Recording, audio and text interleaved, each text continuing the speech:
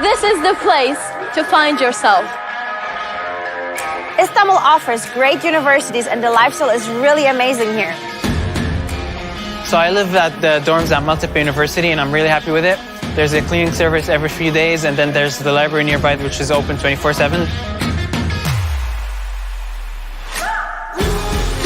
My first impression when I came was like, it's huge. You have everything in one place.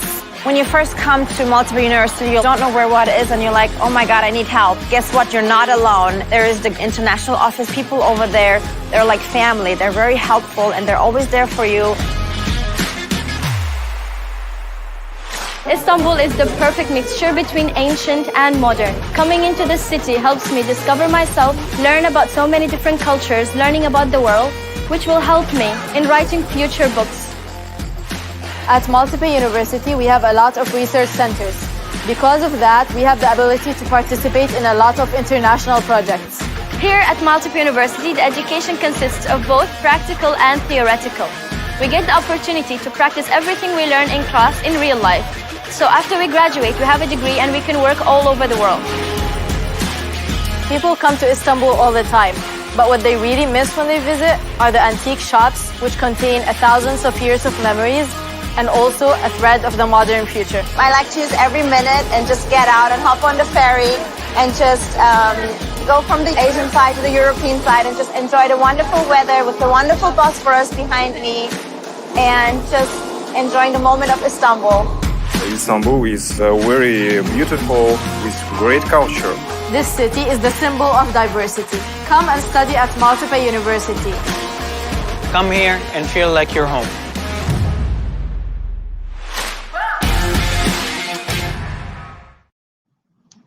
Hello everyone, it's Hilal. I will be the moderator for this session and welcome to the second session of the second day of our on the comment section. When the presentation is over, I can forward your question to the presenter. I may pronounce or mispronounce your name. I apologize in advance.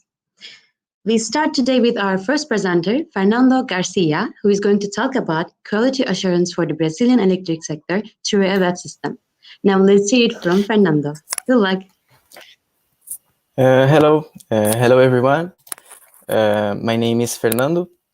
I am a student at the Federal University of Santa Maria in the Bachelor's of Information Systems, and I'm a web developer at the startup Fox IoT. And now I will present the work that I developed together with the Federal University of Santa Maria and the Fox IoT.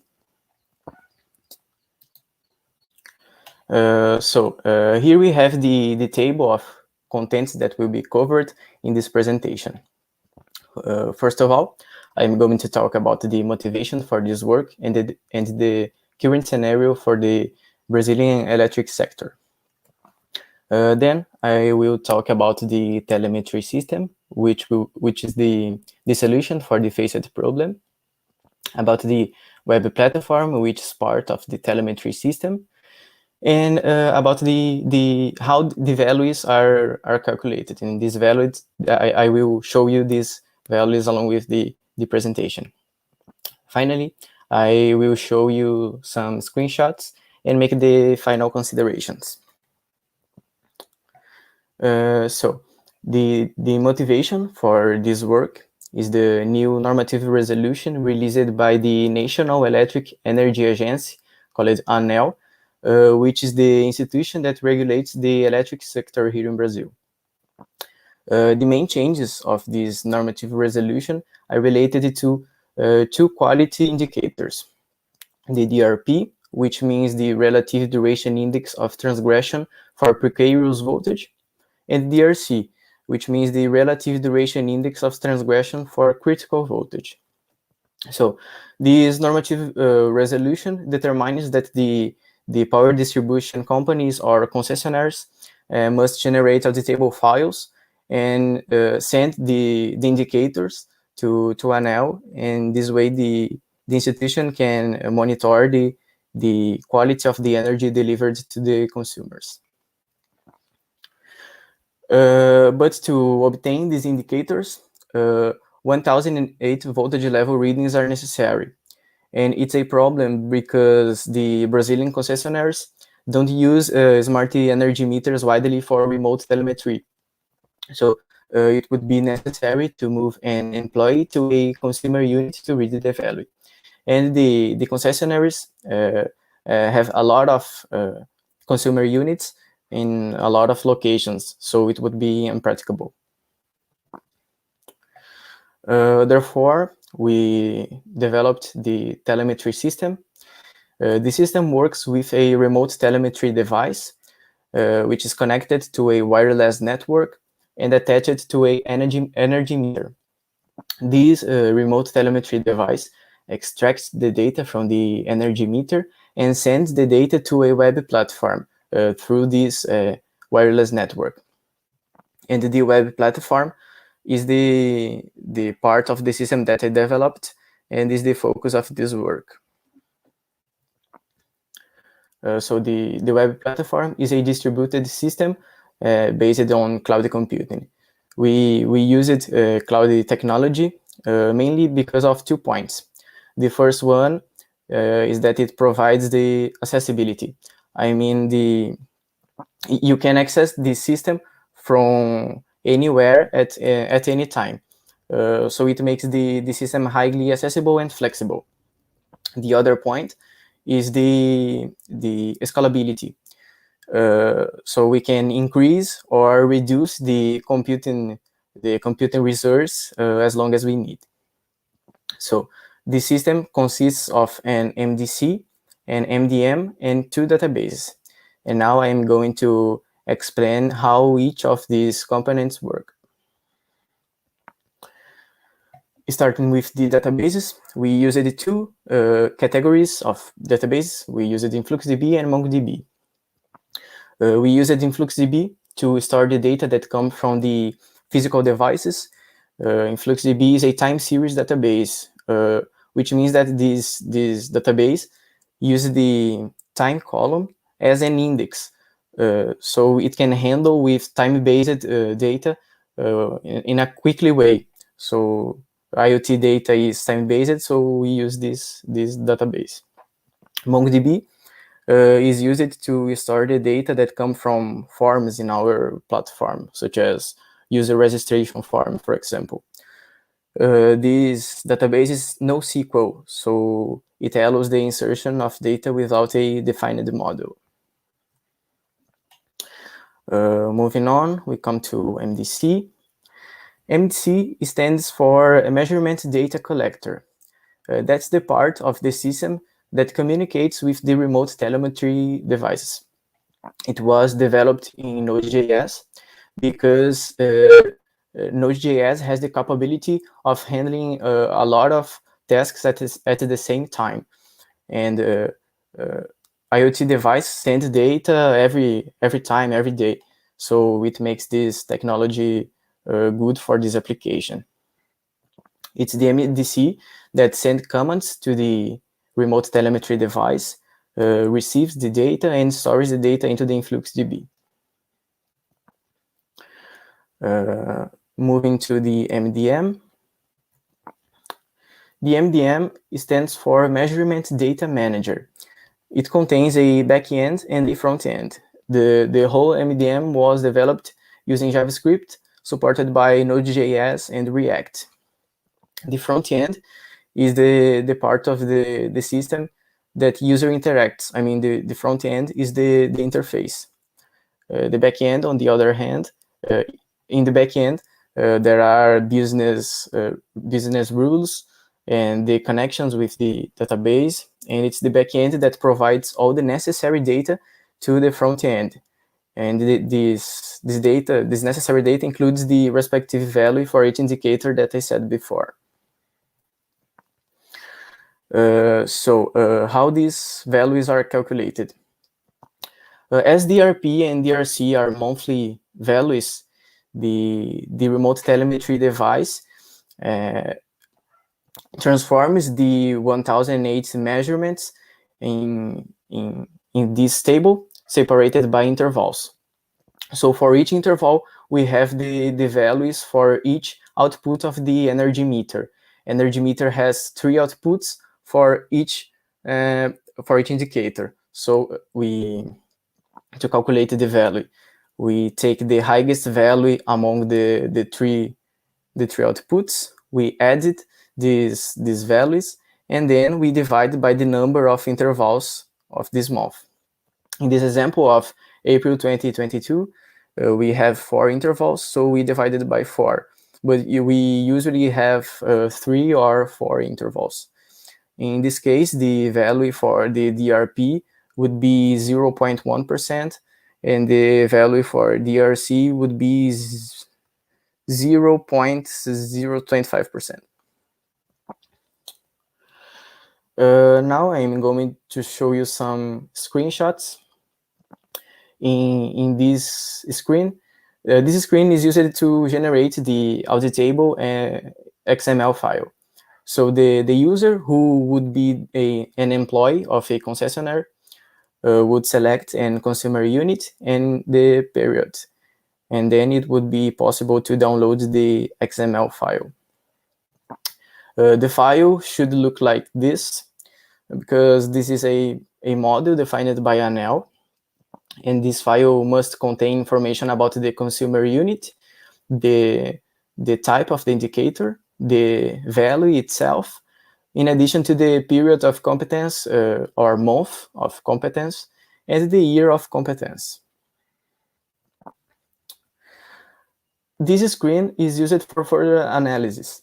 As the DRP and DRC are monthly values, it's hard to identify the period that the quality of the energy was outside the acceptable range. So looking at all those intervals, we can identify the period that the energy quality was outside the acceptable range. Finally, we can conclude that besides allowing the concessionaires to keep according to the ANEL standards, this platform improves the quality of the energy distribution service.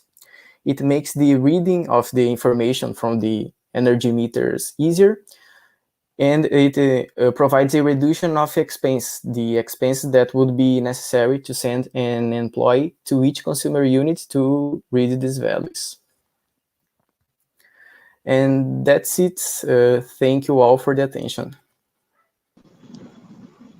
I would like to thank you, Fernando, for his presentation and participating in our Congress. Thank you again for your presentation, Fernando. Thank you. Now, we will continue our session with our next presenter, Ayushi Sharma. We'll talk about carbon dioxide emission, the cause of the nutrient depletion in our food. Now, let's hear it from her. Good luck, Ayushi. Thank you.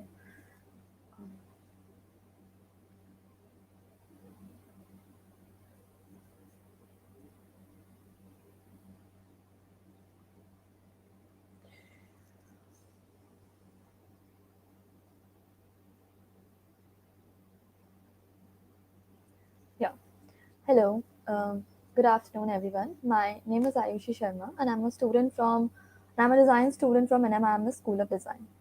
Today, I'm going to tell you all about how increased carbon dioxide emissions are causing nutrient depletion in our food. So, the vegetables eaten today might contain less nutrition as compared to those vegetables that our ancestors used to eat 100 years ago. Yes, you heard me right. In fact, according to a study, it was found that in order to derive the same amount of vitamin A that our grandparents used to get by eating 1 orange, we might have to eat around 10 oranges by 2020. So, in another study that was done by Donald Davis in 2004 with his team, in that study, they compared the 1950s and 1999's data about nutrition content of more than 40 different fruits and vegetables.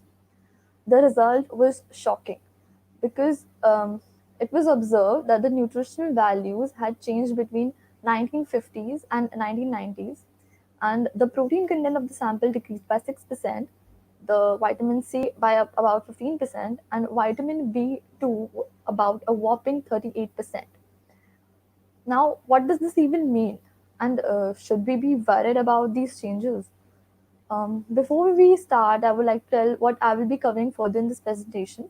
So, basically, the purpose of the presentation is to address the fact that food is becoming less nutritious with time, possible causes of this nutrient depletion, effects of carbon dioxide on plants' stoichiometry, and then finally the solution or the ways to prevent this nutrient exhaustion. So, food. Food has always been an essential part of our lives. Since the start of human advancement, everyone nowadays is switching to a better lifestyle, and consumption of legitimate nutrients is perhaps the most important step in order to lead a healthier lifestyle. The number of people switching to a vegan diet and or a vegetarian diet is also increasing. And healthy lifestyle is not the only reason why people depend solely on plants for the fulfillment of their nutrient requirement. Many people do not prefer consuming meat due to cultural beliefs and norms. In such cases, the nutritional value of any variation in the stoichiometric or nutritional value of the plants, especially like decreasing levels of protein, will have a tremendous effect on their health, as they have no other source to obtain that protein from. Hence, in order to understand this phenomena of nutrient depletion better, and in order to find a solution, it is important to understand the reason behind it, or the thing that is causing this nutrient collapse. So, many things have been suspected for this nutrient collapse. The first and the obvious one being soil. Soil is the thing that plant gets most of their nutrients from. Extreme cultivation resources, green revolution were thought to be the reason of this nutrient exhaustion. But this contention is less persuading, as the farmers have consistently utilized compost and fertilizers to guarantee that the plant gets all supplement it requires. And we are getting large plants, and they would not have developed that well if they didn't have nutrients they need. So, if not soil, then another possible reason was thought to be selective breeding. Since the very beginning of agriculture, we have been rearing our food crops for better returns, for protection from pests, changes in the atmosphere. Green revolution and the introduction of H5 seeds had made our food production bigger and better than even before. But there could be a slight possibility that we have been unintentionally been breeding our nutrition from our food in quest for different objectives. In order to test whether selective breeding is causing this nutrient collapse or not, scientists selected a plant that has never been selectively bred. Hence, a wildflower from North America named goldenrod was selected. It has never been selectively bred because it is an important source of protein for just the bees, not humans. Hence, it was untouched by humans. In 1842, goldenrod preserved samples of compared to the 2014's goldenrod sample, and the result was shocking, as there was a 30% decrease in the amount of protein in the pollens of 2014 goldenrod when it was compared to the 1842's goldenrod.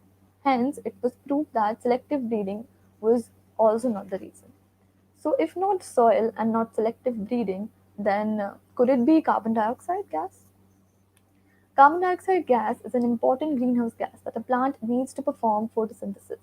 But ever since the Industrial Revolution, its percentage in the atmosphere is being increased and is warming up the planet. Continuous exploitation of fossil fuels, deforestation has caused massive increase in the amount of this gas over a very short period of time. Global warming is a serious issue caused by carbon dioxide, but that's not all. It also causes nutrient depletion in our food. This increase in the level of carbon dioxide gas increases the growth rate of plants. However, this has a completely opposite effect on plants' nutrient content. That means that the elevation of carbon dioxide gas in the air has led to elevation in yields of vegetable, but at the cost of its nutrition quality. So researchers and scientists have been testing out this by they have been like observing the carbon effects of carbon dioxide on plants by a test called FACE, FACE, and that stands for Free Air Carbon Dioxide Enrichment Test. It was observed that by infusing um, into more carbon dioxide into some certain parts of vegetables, Plants such as rice, wheat, potatoes, barley grow bigger and faster than ever before, but this does not make them more nutritious. Instead, they just become rich in carbs.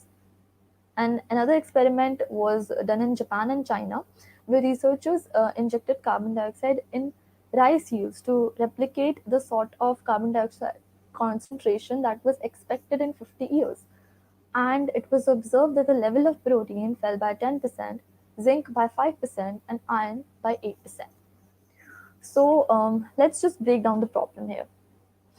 The problem is that the level of carbon dioxide are rapidly increasing. Increased level of carbon dioxide is affecting plants' nutrient composition. Different plants are getting affected differently, and different components also respond differently to different levels of carbon dioxide. And there is a serious lack of awareness on this topic. And if this level of decrease continues in plant, then people might suffer from deficiencies or obesity. So, after careful research done by a team of researchers in 2018, it was observed how different components of plant like are affected differently. So, for case of minerals, green leafy vegetables showed greater reduction in iron by 8.2%. And on the other hand, the concentration of zinc in fruit and root vegetables reduced by 18.1% and 10.7% in stem vegetables. Iron and zinc are considered as significant minerals for human nourishment, especially in children, and this could lead to major deficiencies in them. In case of soluble sugars, higher levels of carbon dioxide promotes gathering of soluble sugars in edible parts of vegetables. This increase of carbon dioxide gas in the atmosphere leads to amalgamation of triose phosphate in leaves, which can be further changed into different starches like glucose, fructose, and sucrose. And in case of nitrogenous compounds, excess carbon dioxide in the atmosphere reduce the protein content in the vegetables, fruits, stem vegetables, root vegetables by 9.5, 10.5, 12.6, and 20.5% respectively. Increase in the amount of carbon dioxide limits absorption and synthesis of nitrogenous compounds of vegetables less significantly than grain crops. Hence, the deficiency of nitrogen is more normal for grain crops development as compared to vegetable crops. So that's it. And then in case of antioxidants, it's actually the opposite. The carbon dioxide gas is actually beneficial just in case of antioxidant because for us, because accumulation of antioxidants is increased in presence of excess of carbon dioxide. So basically, in simple words, protein makes us feel full, and carbon dioxide increases the carbs in food. And that means that we would have to consume more carbs in order to meet our daily protein requirement in the coming years. And that would lead to obesity and other diseases. The solutions are simple. One could choose vegetable species that have ability in carbon fixation. We can also improve other ecological variables for the advancement of nutrient uptake in the area where we are like growing the vegetables. So we can moderate or monitor the carbon dioxide gas in the air. We can limit it or whatever we want to do, and increase the availability of nitrogen, because we have seen that in earlier that in case of nitrogenous compounds, the carbon dioxide is not very supportive. Addition of minerals due to loss of in dilution effect can minerals could be added that are lost during the dilution effect. Then we can control the light intensity. We can also collect vegetable item prior to the instances of overdevelopment, and we can use combination of CO2 with mild natural pressure such as UVB or salinity, UVB radiation or salinity. And last, we also have the option of using genetically modified crops, which scientists are still working on. So that's it. Thank you everyone. I would like to thank Aishi for her presentation and participating in our Congress. Thank you, Aishi, again for your presentation. Thank you. And now we'll continue our session with our next presenter, Emmanuel Constantinidis, will talk about analysis of filter and cigarette ventilation of commercial cigarettes and impact on tar, nicotine, and carbon monoxide emissions. Now let's hear it from him. Good luck.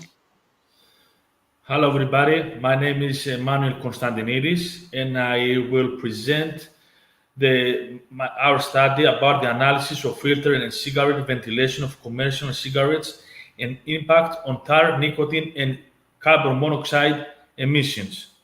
Next, please. The agenda or the topics that I'm going to discuss today is about the project description, the methodology that will be followed, the data analysis and also the results of the analysis, and finally the conclusions. Next, please. About the project, about the discrimination of the project, the objective was the analysis of French cigarettes market during 2018-2020. Especially the parameters that we analyzed were filter ventilation, pressure drops with open and closed vents, and tar, nicotine, carbon monoxide emissions. So briefly, we call them TNCO emissions. And the results are about the probable correlations between these parameters. And finally, we developed a mathematical equation about the estimation of filter ventilation based on the measured TNCO emissions. Next, please. The methodology that we followed consists of 3 steps. The first step was that we searched the data files from ANSES. ANSES is the French Agency of Food, Environmental and Occupational Health and Safety. Briefly, it's ANSES, and the files, ANSES files were published on the internet site, on their internet site, excuse me. Then we took all the data and we tried to see if there are any similarities or any correlations between the data we have, data analysis. And finally, we saw some interesting conclusions. Next, please.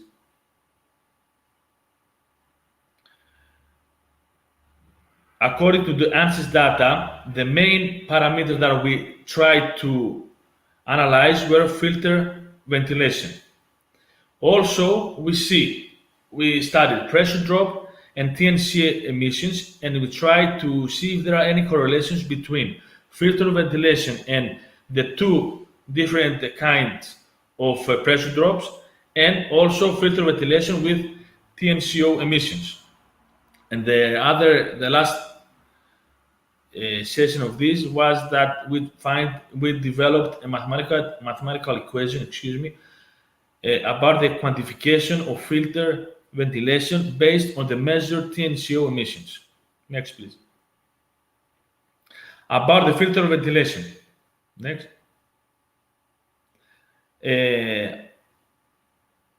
After analyzing all the data of the ANSYS files, we saw that there were 77 different filter ventilation values.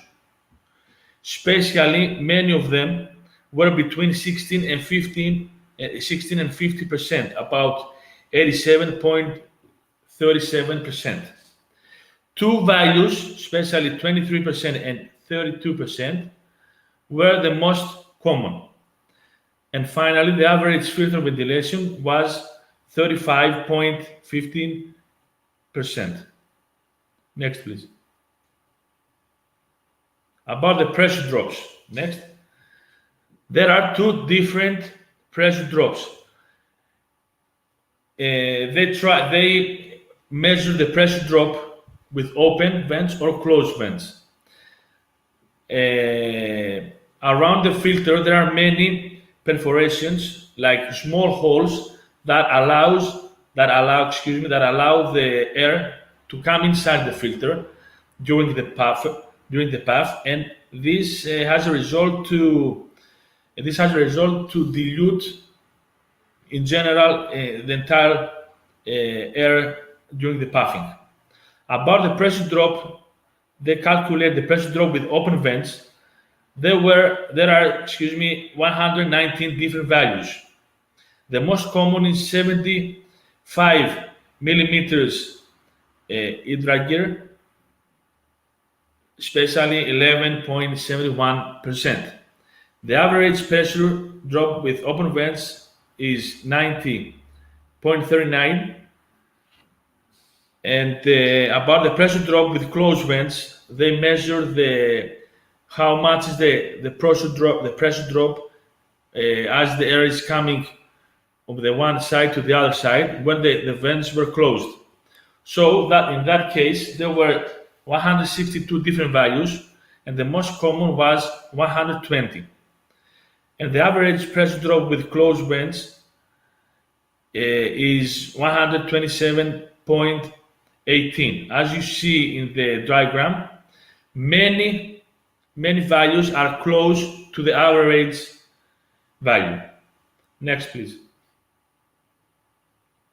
Also, we tried to see if there is any correlation between pressure drops and filter ventilation. As we expected, filter ventilation affects the pressure drop with open vents, because if you have many holes on the filter, that means that more air can penetrate inside the filter. So probably these reduce the pressure drop. As you can see in the diagram, as the filter ventilation is getting higher, you see that the difference between the two pressure drops, open and closed, is increasing the same way. Next, please. About the emissions: tar, nicotine, carbon monoxide. These three emissions are the most common that the European Union forced all the countries to show the data, and especially the values about tar, nicotine, and carbon monoxide. Also, in the European Union legislation, there are many limits that you're not allowed to go up. Like tar is 10 milligrams, nicotine is 1 milligram, and carbon monoxide is 10 milligram too. About tar emissions, there are about tar emissions, there are 69 different tar values, while the average is 8.57 milligrams. About nicotine, there are 67 different nicotine values, and the average is 0.69 milligrams, while carbon monoxide is 66 different carbon monoxide values, and the average is 8.77 milligrams. Next, please. As you can see the diagram, while the filter ventilation is getting higher, due to the increase of the filter ventilations, we can see that the concentrations of TNCO emissions are reducing. That means that there is a link between filter ventilation and the TNCO emissions. We're going to use this information in order to develop the mathematical equation that we can estimate the real filter ventilation based on the measured TNCO emissions from the data that we have. Next, please. Finally, we developed, as we analyzed the data from the ANSYS files, and knowing that there is a correlation between the TNCO emissions with the filter ventilation, we made an effort to find a mathematical equation. This mathematical equation shows that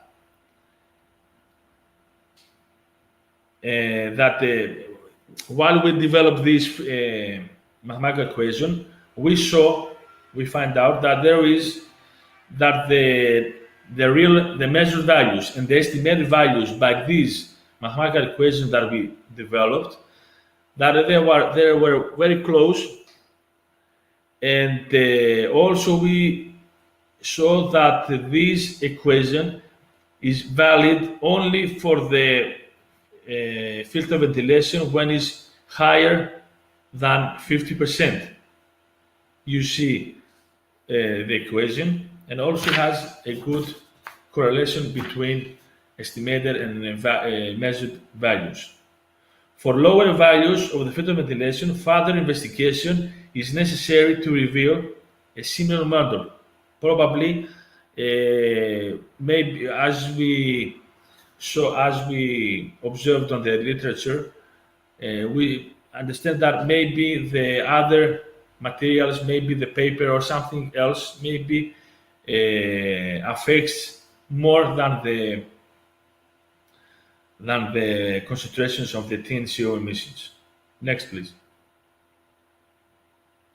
About the conclusions, we understand that the filter ventilation, tar emissions, nicotine emissions, and carbon monoxide emissions during the 3 years, 2018 to 2020, these averages remain constant to all year mean value. That means that there is no difference between the years, and in general the mean average. Next, please. Also, about the correlations, filter ventilations affects the pressure drop with open vents. Also, linear relationship there is linear relationship between filter ventilation and TNCO emissions. The increase of filter ventilation reduces the concentrations of TNCO emissions. The mathematical equation that we developed estimates the filter ventilation based on measured TNCO emissions. And finally, there is a linear relationship between estimated and measured filter ventilations, valid only for measured filter ventilation higher than 50%. Next. Here are the references that will be based on to analyze all the data. That's for me. Thank you very much for your attention. I would like to thank Emmanuel for his presentation and participating in our Congress. Thank you again for your presentation, Emmanuel. Congratulations for this session. Thank you so much. I'm concluding our Congress sessions for today. Now we will have a break before the last session of our Congress. Break is until 3:30 p.m. in Turkey time. Thank you for joining us. See you at the third session. Take care.